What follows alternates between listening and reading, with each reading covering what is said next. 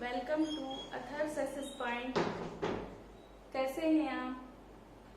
जैसा कि आप जानते हैं कि कल हम लोगों ने वैदिक साहित्य के बारे में कुछ जानकारी प्राप्त की थी कि वैदिक साहित्य में ऋग्वेद, यजुर्वेद, सामवेद, अथर्ववेद और उनके ब्राह्मण, आरण्यक और उपनिषदों का हमने अध्ययन किया था और जिसमें आपने जाना था कि सभी के अलग अलग चारों वेदों के ब्राह्मण, आरण्यक और उपनिषद ग्रंथ होते हैं। तो उम्मीद करती हूँ कि कल आपको ये सारी चीजें दिमाग में बैठ गई होंगी और इसके बाद आप जब याद कर लेंगे तो आपको आगे बार बार ये चीज सामने आएगी कि शतपथ ब्राह्मण में ऐसा कहा गया, ऐतरेय ब्राह्मण में ऐसा कहा गया, छांदोग्य उपनिषद में ये वर्णन मिलता है। तो इस तरह आपको मालूम चलेगा कि आपने पहले अध्ययन कर लिया है कि किसका कौन सा ब्राह्मण ग्रंथ है, किस वेद का कौन सा आरण्यक और उपनिषद ग्रंथ है। तो इसलिए इसके आगे हम कंटिन्यू चलते हैं। आज हम वैदिक सभ्यता में कुछ चीज पढ़ेंगे। जैसे कि आपने जाना कि ऋग्वेद से सर्वप्रथम हम लोगों को वैदिक सभ्यता की जानकारी मिली और इसके बाद हम लोगों को उत्तर वैदिक काल की जानकारी अन्य तीनों संहिताओं और उनके ग्रंथों से मिलती है। इसी के क्रम में हम देखते हैं कि जैसे इस सभ्यता को किसने लाया। ऐसा माना जाता है कि यह सभ्यता जो है बाहर से कहीं आई, मतलब कि इसको आर्य नामक जाति ने भारत में आगमन हुआ उनका और वैदिक सभ्यता का प्रचलन किया, विस्तार किया और विकास किया। तो आर्य बाहर से आए थे ऐसा हमको जानकारी मिलती है और विभिन्न विद्वानों द्वारा भिन्न भिन्न मत दिए जाते हैं। तो अधिकांश विद्वानों का यह मत है कि आर्य बाहर से ही आए। तो हम आज इसी क्रम में देखते हैं कि कौन कौन क्या क्या इस किस मत को मानता है। तो सबसे पहले हम देखेंगे कि आर्यों का आगमन।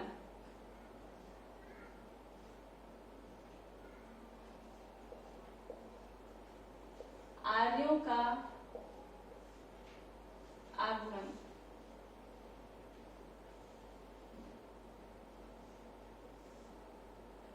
आर्यों का आगमन देखेंगे हम। सबसे पहले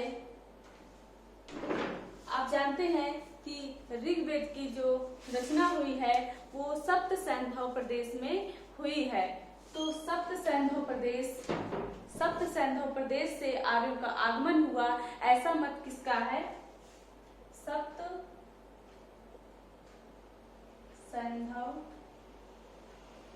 सैंधव प्रदेश। यह मत डॉक्टर संपूर्णानंद जी का है। यह मत किसका है? डॉक्टर संपूर्णानंद जी का। तो आर्य सप्त सैंधव प्रदेश से आए और ऋग्वेद में सप्त सैंधव को क्या कहा गया है? देवकृत योनि। सप्त सैंधव को क्या बोला गया है ऋग्वेद में? देवकृत योनि।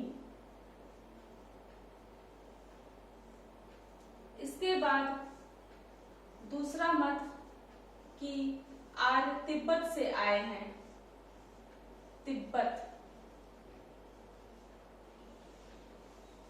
आर्य तिब्बत से आए हैं। तो यह किसका मत है? यह मत है दयानंद सरस्वती जी का।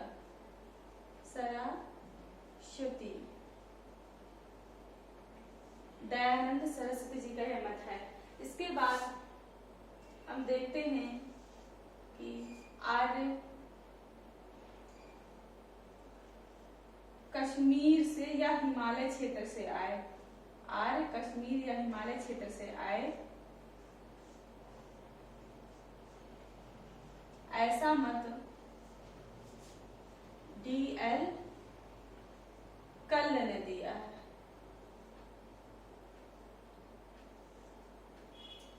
चौथा मत है कि आर्य कहां से आए हैं? उत्तरी ध्रुव। उत्तरी ध्रुव ऊपर लिख देते हैं, लिखिएगा नहीं आपको।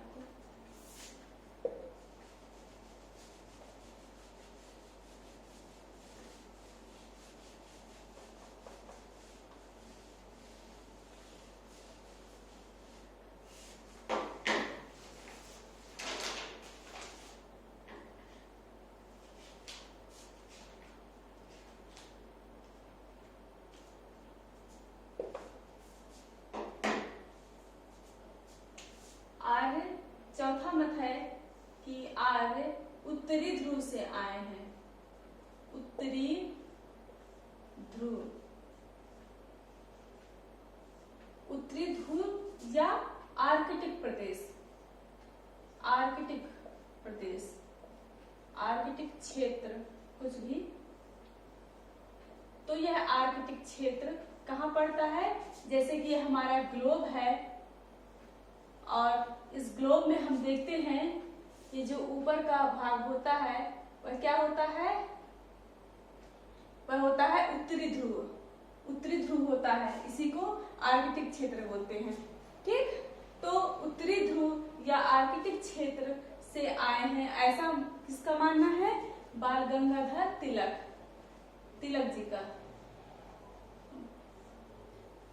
ये क्वेश्चन पूछा गया है कि आर्कटिक क्षेत्र और उत्तरी ध्रुव से आगमन हुआ आर्यों का, ये मत किसका है? या आर्कटिक क्षेत्र का मत किसका है? तो तिलक जी का है, बाल गंगाधर तिलक। इसके बाद हम देखते हैं कि मध्य एशिया, मध्य एशिया, मध्य एशिया, मध्य एशिया का किसने दिया है? मध्य एशिया का सर्वप्रथम यह विचार किसने दिया है? तो मैक्स मूलर, मैक्स मूलर। यह सबसे ज्यादा मान्य मत है। विद्वानों ने सबसे ज्यादा इसी मत को माना है कि आर्य जो है मध्य एशिया से आए। उनका निवास स्थान, मूल निवास स्थान क्या था? आर्यों का मूल निवास स्थान मध्य एशिया है। अधिकांश विद्वानों ने इस मत को स्वीकार किया है। तो इस प्रकार हम देखते हैं कि भिन्न भिन्न विद्वानों ने भिन्न भिन्न विचार रखे और उन्होंने बताया कि आर्यों का मूल निवास स्थान क्या है। तो आपको यह मत याद रखना है, इस मत को मान के चलना है कि आर्य मध्य एशिया से आए, क्योंकि सबसे ज्यादा विद्वानों ने इस मत को माना। इस प्रकार हम देखते हैं कि आर्यों के विभिन्न स्थान बताए गए हैं जिसमें कि आर्यों को मध्य एशिया का निवासी सर्वाधिक विद्वानों ने माना है। इसके बाद हम देखते हैं यह आर्य शब्द का अर्थ क्या होता है। और आर्य, आर्य का अर्थ होता है श्रेष्ठ। क्या होता है? श्रेष्ठ। आर्य का अर्थ श्रेष्ठ होता है और आर्य एक जाति सूचक शब्द न होकर भाषा सूचक शब्द है। कैसा है? भाषा सूचक शब्द, भाषा सूचक शब्द। चूंकि यह क्वेश्चन आपके पीछे से पूछा जा चुका है कि आर्य शब्द कैसा है, तो उसमें ऑप्शन दिया था भाषा सूचक, तो आपका ये ऑप्शन सही था। इसलिए इस पे आपको ध्यान देना है कि आर्य का अर्थ श्रेष्ठ होता है और आर्य जाति सूचक शब्द ना होकर भाषा सूचक शब्द कहा जाता है।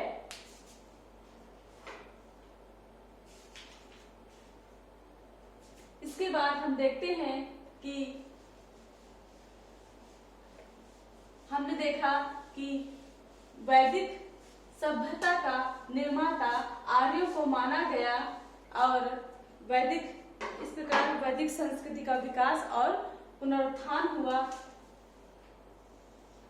आर्यों ने विभिन्न राजनीतिक, सामाजिक, आर्थिक और धार्मिक क्रियाकलाप का यहाँ पर प्रतिपादन और संचालन किया।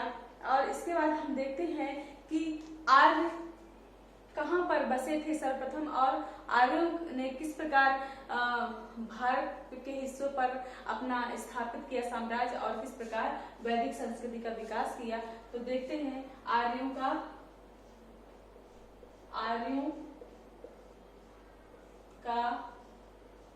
भौगोलिक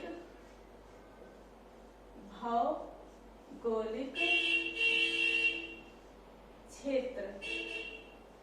आर्यों का भौगोलिक क्षेत्र, सबसे पहले हम आर्यों का भौगोलिक क्षेत्र किसमें देखेंगे? ऋग्वैदिक काल में देखेंगे।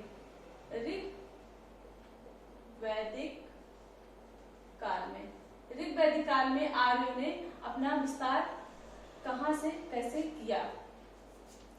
तो हम देखते हैं कि ऋग्वेद में आर्यों ने कहां तक विस्तार किया? तो उत्तर में हिमालय से लगाकर दक्षिण में राजस्थान के उत्तरी क्षेत्र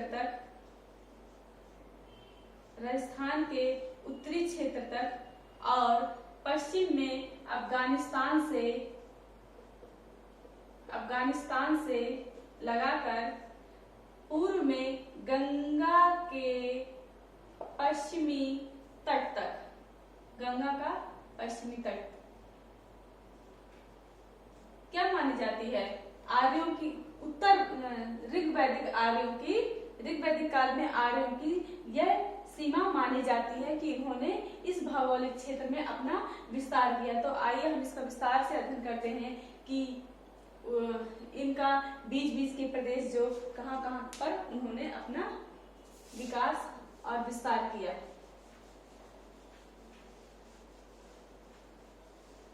चूंकि हमको ऋग्वेद से विभिन्न जानकारी प्राप्त होती है, जैसे कि अफगानिस्तान की हमको 4 नदियों का उल्लेख मिलता है। यह क्वेश्चन कई बार पूछा गया है कि अफगानिस्तान की कौन कौन सी नदियों का उल्लेख ऋग्वेद में मिलता है।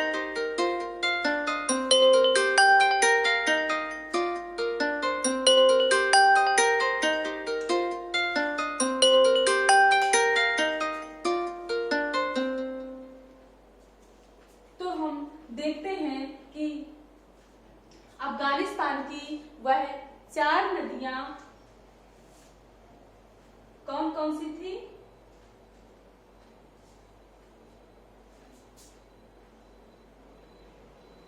कुभा,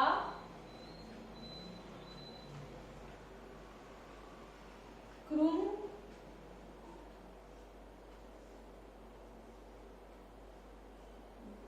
गोमती,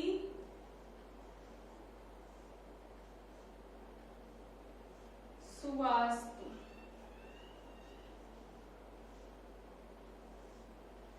इसके नाम है कुभा का काबुल नदी। इन नदियों के नाम है नदियां, अफगानिस्तान की नदियां हैं। अफगानिस्तान की 4 नदियां। बहुत बार ये क्वेश्चन आपसे पूछा गया है और हर बार ये क्वेश्चन आता है। तो काबुल, इसके बाद क्रुम, कुर्रम,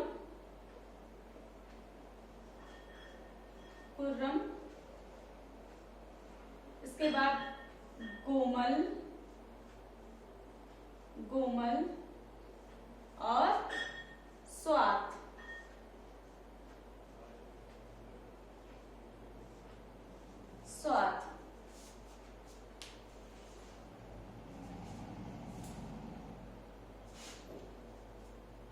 तो कुभा, क्रुम, गोमती और सुवास्तु, इसी का नाम है काबुल, क्रुम का कुर्रम, गोमती का नाम गोमल और सुवास्तु का नाम स्वात।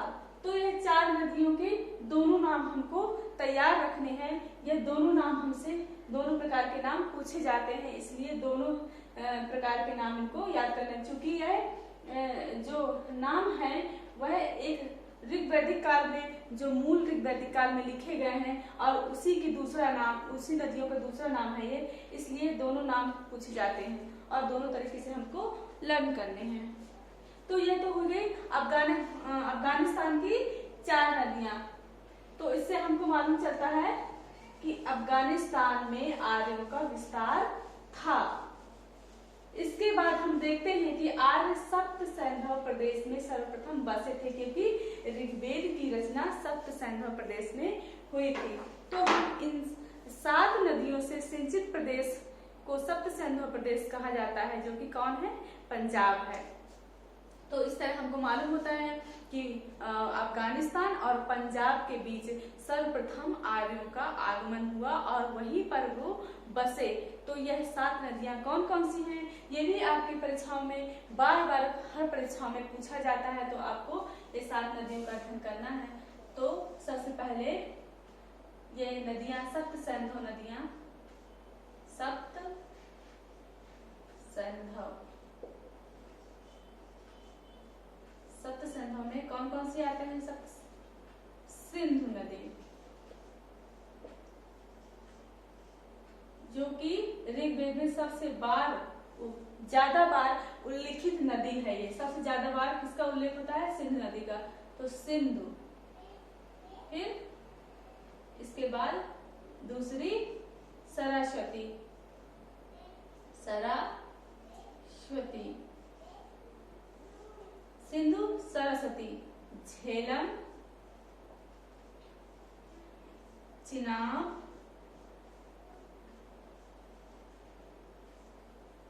फिर रावी,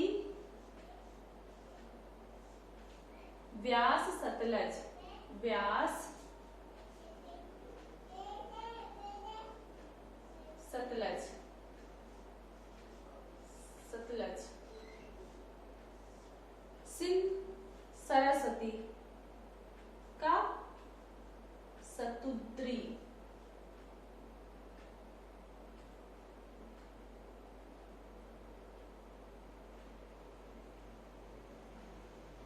सबसे पहले इनके नाम देखते हैं, क्योंकि यहाँ से नाम बहुत बार पूछे जाते हैं। झेलम से लगाकर ये व्यास सतलज तक बहुत बार नाम पूछे जाते हैं। तो आपको देखना है झेलम, चिनाब। तो झेलम का वितस्ता, झेलम को क्या बोलते थे? वितस्ता। चिनाब को अस्कनी, अस्कनी, चिनाब नदी का नाम था अस्कनी। फिर रावी का परुष्णी, रावी नदी का नाम था परुष्णी। इसके बाद व्यास नदी का नाम था विपाशा और सतलज का नाम सतुद्री। तो यह इनके मूल नाम है और यह फिर इसके बाद रूपांतरित नाम है इनके। तो ये मूल नाम इनके मैच करने के लिए आपको पूछे जाते हैं, जो इस बार पीसेस में ही पूछे गए हैं। तो हर बार ये क्वेश्चन आता है आपके मैच करने के लिए। तो आपको इन सभी नदियों के नाम याद करने पड़ेंगे। झेलम का वितस्ता, चिनाब अस्कनी, रावी को परुष्णी, व्यास को विपाशा और सतलज को सतुद्री। ये नाम इनके याद रखने पड़ेंगे। और सिंधु सरस्वती, इन 7 नदियों से सिंचित प्रदेश को सप्त सैंधव प्रदेश कहा गया है और इन नदियों का उल्लेख हुआ है ऋग्वेद काल में। सिंधु नदी का सर्वाधिक बार उल्लेख हुआ है और सरस्वती नदी को क्या बोला गया है? नदी तमा, नदी तमा। यह सबसे पवित्र नदी मानी गई है, जिसको की नदी तमा का नाम यह संज्ञा दी गई है। और नदी तमा अर्थात नदी माता की संज्ञा दी गई है, अर्थात कि ऋग्वेद काल में सरस्वती नदी का सरस्वती नदी को बहुत ही पवित्र नदी माना गया है और उसे नदी माता की संज्ञा दी गई है। अतः हम कह सकते हैं कि आर्यों का विस्तार सर्वप्रथम ये सप्त सिंधु प्रदेश में था, जो कि पंजाब क्षेत्र में पड़ता है। और अफगानिस्तान की 4 नदियों का उल्लेख मिलने के कारण हम जानते हैं कि पंजाब और अफगानिस्तान में सर्वप्रथम आर्यों का आगमन हुआ और वहीं पर ये अब बसे और अपना विकास किया। इसके बाद ये पूर्व दिशा की ओर बढ़े। तो आगे हम देखते हैं।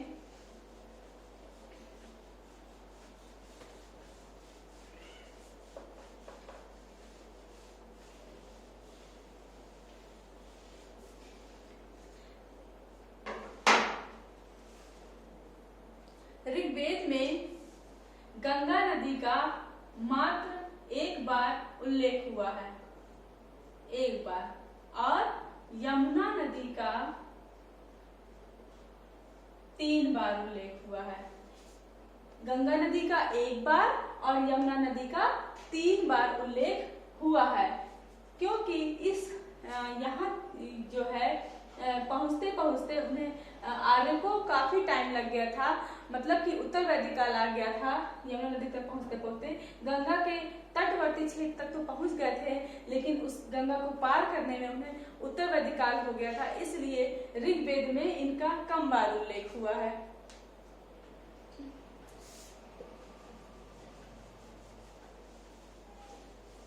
इसलिए बाद के काल में गंगा और यमुना नदी का सर्वाधिक विवरण मिलता है, और मतलब उनका जो महत्व है बाद में जान पड़ता है, क्योंकि पहले सरस्वती और सिंधु नदी का ही महत्व मिला है, क्योंकि वो सर्वप्रथम वहीं पर रचे बसे थे, इसलिए उनका मूल निवास स्थान वही था, सप्त सिंधु प्रदेश।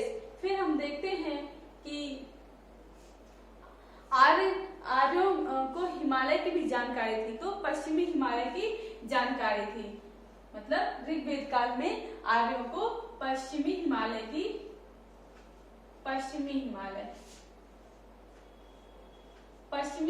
में वह मूंजवंत पर्वत जानते थे, मूंजवंत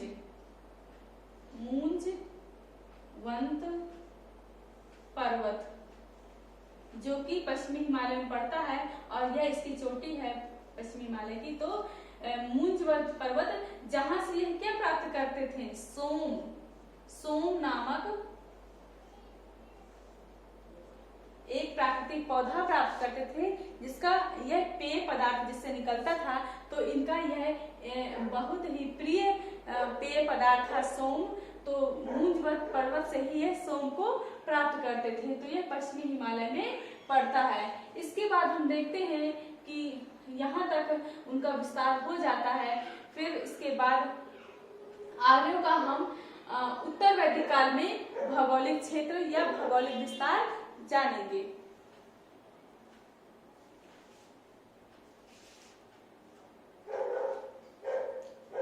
तो हम देखेंगे कि आर्यों का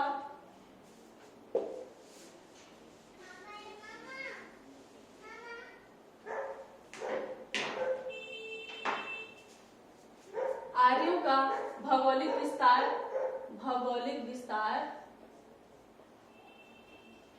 उत्तर वैदिक काल में, उत्तर वैदिक काल में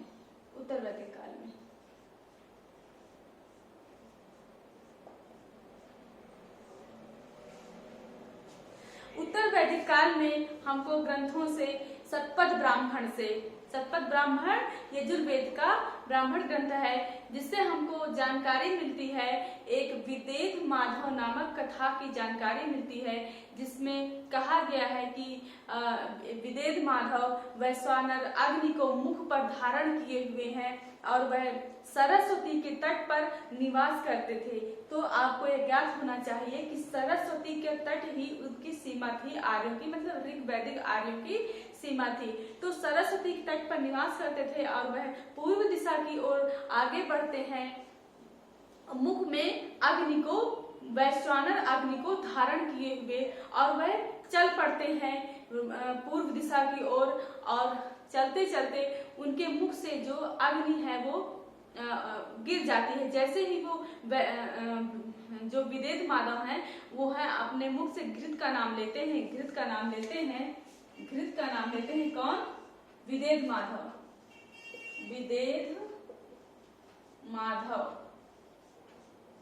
विदेह माधव घृत का नाम लेते हैं। वैसे ही वह अग्नि उनके मुख से गिर जाती है और वह अग्नि सभी क्षेत्रों को जलाते हुए पूर्व दिशा की ओर आगे बढ़ती है। उसके पीछे पीछे कौन चलते हैं? विदेह माधव चलते हैं और उनके पुरोहित जो होते हैं गौतम राहुगढ़। यह क्वेश्चन एक बार लोअर टीचर्स में पूछा गया था कि विदेह माधव के पुरोहित कौन थे जो उनके साथ चलते हैं? तो गौतम राहुगढ़, गौतम राहुगढ़ यह इनके पुरोहित हैं। किनके? विदेह माधव के पुरोहित गौतम राहुगढ़ से चलते हैं और उनके पीछे पीछे चलते हुए अग्नि के, वह अग्नि सब कुछ तो जला लेती है, लेकिन वह जब पूर्व में बिहार की सदा नीरा जो आदमी गंडक नदी है वहां पहुंचते ही वह रुक जाती है और उसको नहीं जला पाती। तो कहते हैं कि यही आर्यों की उत्तर वैदिक काल में पूर्वी सीमा हो जाती है। कौन? सदा नीरा, बिहार में जो पड़ती है सदा नीरा, इसका नाम क्या है? गंडक नदी, गंडक नदी, सदा नीरा का गंडक नदी नाम है। तो यहाँ पर इसको वह नहीं जला पाती और यहीं पर उसका आर्यों का निवास, पूर्वी निवास हो जाता है। तो इस प्रकार हम इस कथा से हमें जानकारी मिलती है कि आर्यों की पूर्वी सीमा उस समय तक सदा नीरा नदी हो जाती है। तो पूर्व में पहले जहाँ गंगा का तटवर्ती मैदान था जो कि सप्त सिंधु प्रदेश के आगे थोड़ा पड़ता है, तो अब वह क्या हो जाती है? सदा नीरा हो जाती है। चूंकि हम जानते हैं कि जब आर्यों ने क्या किया कि थोड़ा आगे बढ़े और सप्त सिंधु प्रदेश से थोड़ा आगे बढ़े और कुरुक्षेत्र को जीता, तो कुरुक्षेत्र का नाम क्या हो गया? कुरुक्षेत्र का नाम वो ब्रह्मवर्त रख दिया उन्होंने, ब्रह्मवर्त। ये उल्लेख मिलता है इस नाम का कि ब्रह्मवर्त हो गया। फिर इसके बाद हम देखते हैं कि आगे हम देखते हैं कि जब उत्तर वैदिक काल में जब आर्य कुरुक्षेत्र से आगे बढ़े, कहा? कुरुक्षेत्र से आगे बढ़े, यानी कि कुरुक्षेत्र जब कुरुक्षेत्र जब सरस्वती नदी से आगे बढ़कर कुरुक्षेत्र पर अधिकार कर लिया तो उनका वह जो है ब्रह्मवर्त हो गया। इसके बाद जब उन्होंने कुरुक्षेत्र से आगे बढ़कर गंगा नदी यानी गंगा दोआब क्षेत्र पर आ गए, तो फिर वह क्षेत्र उन्होंने ब्रह्मर्षि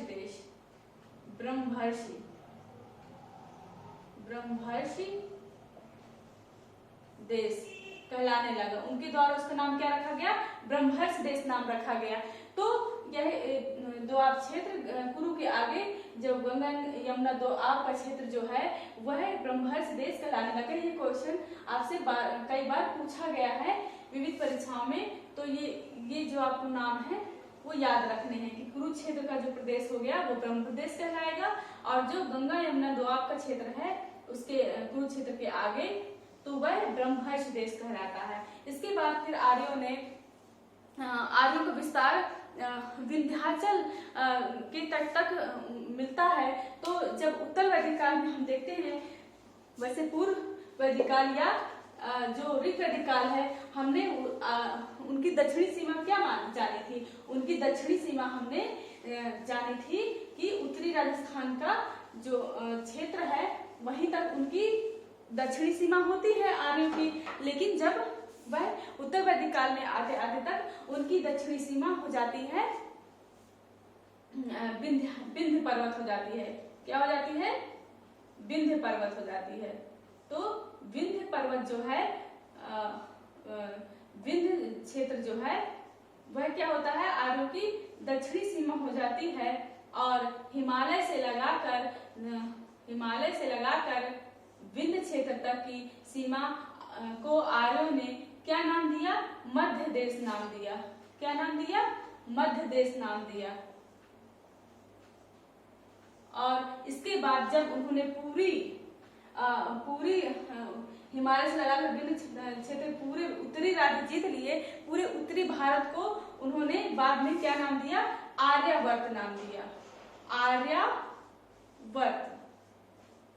आर्यावर्त संपूर्ण उत्तरी क्षेत्र को अगर पूछा जाएगा तो उन्होंने क्या नाम दिया, आर्यावर्त नाम दिया।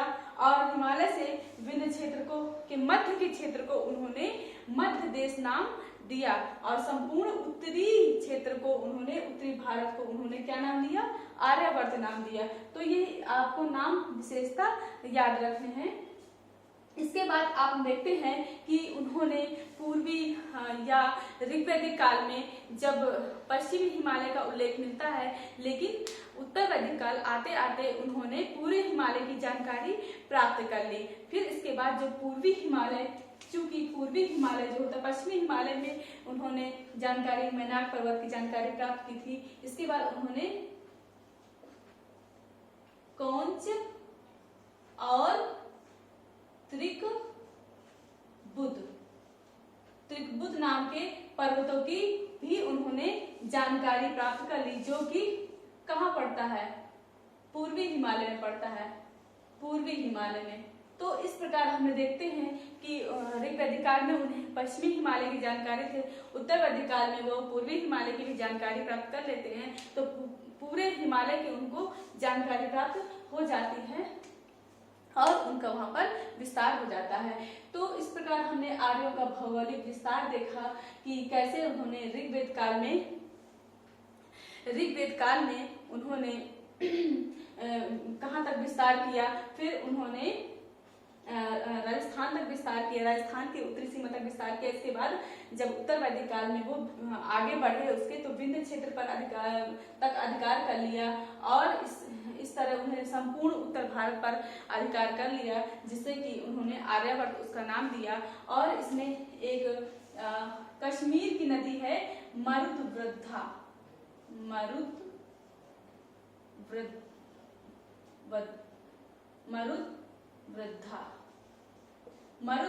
नामक कश्मीर की एक नदी है जिसका कि उल्लेख प्राप्त होता है। तो हमने देखा कि कौन कौन सी नदियों का उनको जानकारी प्राप्त थी और किस भौगोलिक कहाँ पर उनका भौगोलिक विस्तार हुआ। तो आज हमने ऋग्वैदिक काल और उत्तर वैदिक काल दोनों में आर्यों का भौगोलिक विस्तार और आर्यों का आगमन कैसे हुआ, कहाँ हुआ, इसके हमने अध्ययन किया।